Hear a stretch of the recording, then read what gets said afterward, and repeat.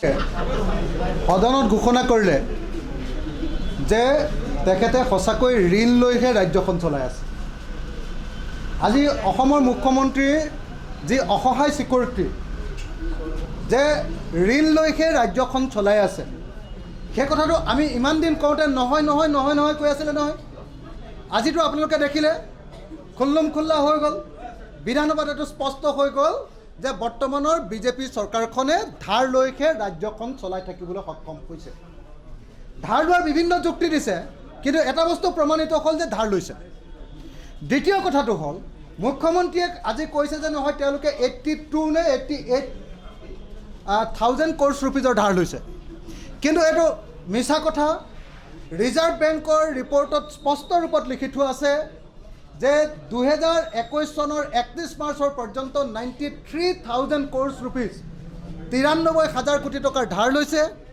আৰু এতিয়া মুখ্যমন্ত্ৰীয়ে ক'লে যে 7,000 কোটি টকা তেখেতৰ দিনত ধাৰ লৈছে, কিন্তু মই আপোনালোকক স্পষ্ট ৰূপত কৈছোঁ যে সেইটো 7,000 কোটি টকা নহয়, সেইটো 11,000 কোটি টকা, অৰ্থাৎ 93 যোগ 11,000 কোটি টকা।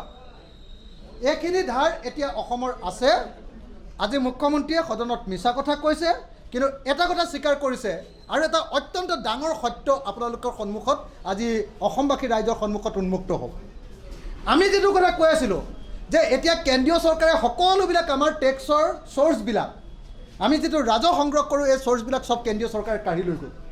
যেনেকৈ GST কৰি আমাৰ শেষৰ অৰ্থনৈতিক অধিকাৰখিনিও কাঢ়ি লৈ গ'ল। GST বিল কৰিবৰ কাৰণে 1 নম্বৰ অসম হ'বৰ কাৰণে দৌৰাদৌৰি কৰিছিলে।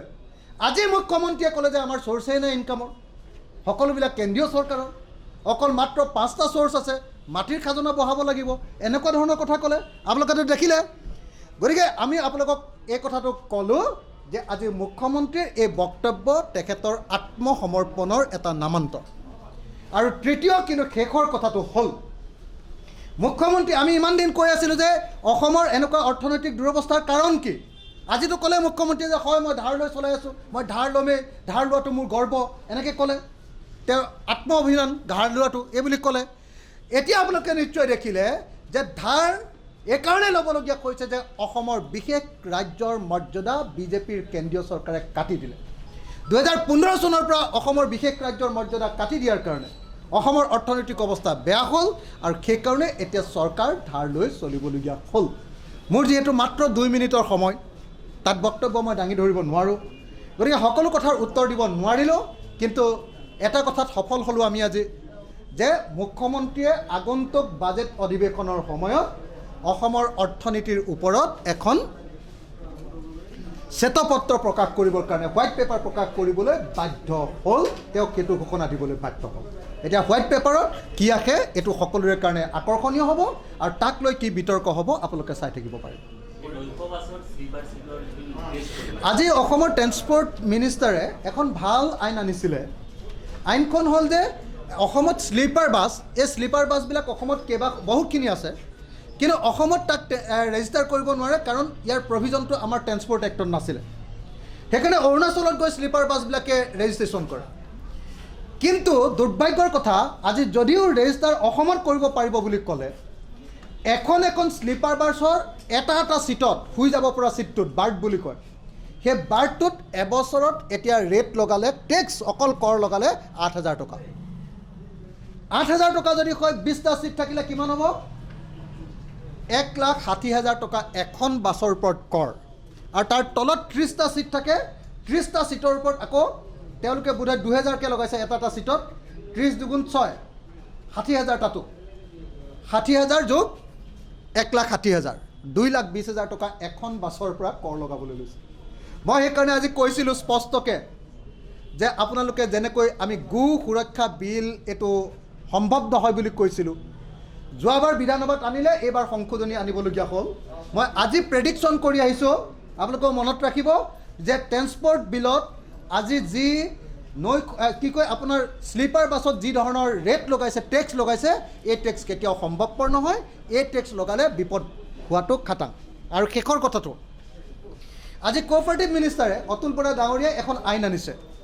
সেই আইনখনৰ মতে এতিয়াৰ পৰা একোটা ঠাইত এখন কোঅপাৰেটিভ ছ'চাইটি থাকিলেও তাত যিকোনো মানুহে এতিয়া কোঅপাৰেটিভ ছ'চাইটি খুলিব পাৰিব।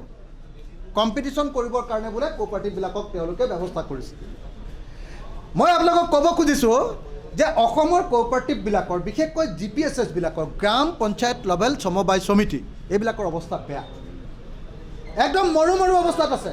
তাত পাব্লিক ডিষ্ট্ৰিবিউশ্যন ছিষ্টেম একদম বেয়া আৰু চৰকাৰে 1000 কোটি টকাৰ তেওঁলোকক কেৰিং চাৰ্জ আৰু কমিশ্যন দিবলৈ বাকী আছে।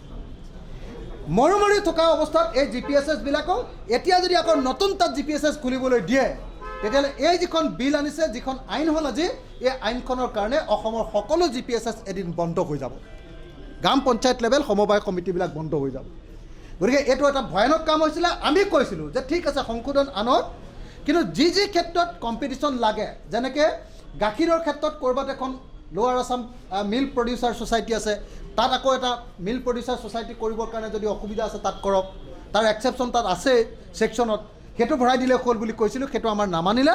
মই ভাবোঁ যে আজি 2খন বিলৰ জৰিয়তে অসমৰ ক্ষতি হ'ব আৰু সেইকাৰণে আমি তীব্ৰ বিৰোধিতা কৰিছিলোঁ আৰু বিৰোধিতা কৰাৰ মূল কাৰণবিলাক আমি দেখুৱাইছিলোঁ আৰু বিৰোধিতা কৰিও কিছুমান অংশ ছাপোৰ্ট কৰিছোঁ। আপোনালোকক কৈ দিছোঁ দেই, ভুলকৈ নুবুজিব। যি অংশ ছাপোৰ্ট কৰিছোঁ আমি ছাপোৰ্ট কৰিছোঁ বুলি কৈছোঁ, যি অংশ অপ'জ কৰিছোঁ আমি অপ'জ কৰিছোঁ বুলি কৈছোঁ। কাইলৈ গো সুৰক্ষা বিল আহিব, আপোনালোকে দেখি আছে। আৰু এটা ভয়ংকৰ কথা আপোনালোকক ক'বলগীয়া আছে দেই।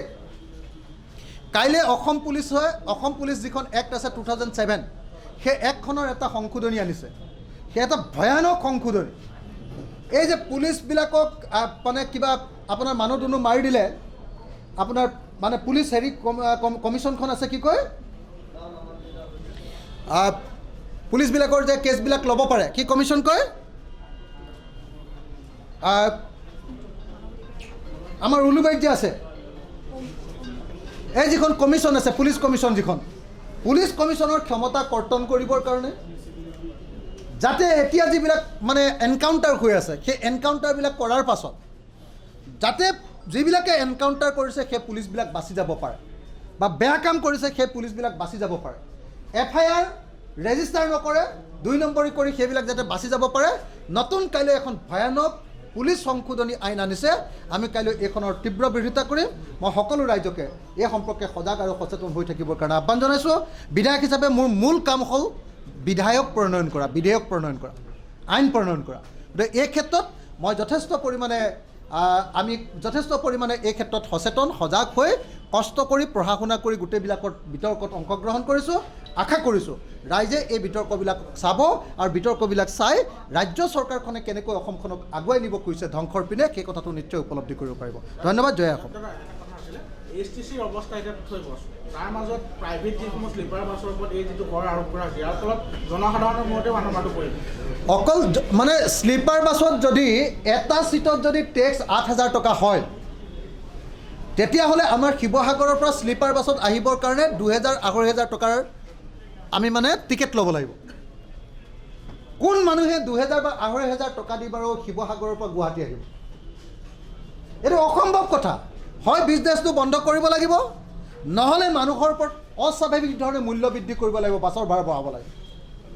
গতিকে এইটো ভয়ানক কথা। আমি তীব্ৰ প্ৰতিবাদ কৰাৰ পাছতো চৰকাৰে শুনা নাই। 9000 ঠাইত 8000 কৰিলে, কিন্তু এইটো ভয়ানক কথা। আমি 2000 কৰিবলৈ কৈছিলোঁ, এইটো নকৰাৰ কাৰণে অসমৰ বিপদ অনিবাৰ্য।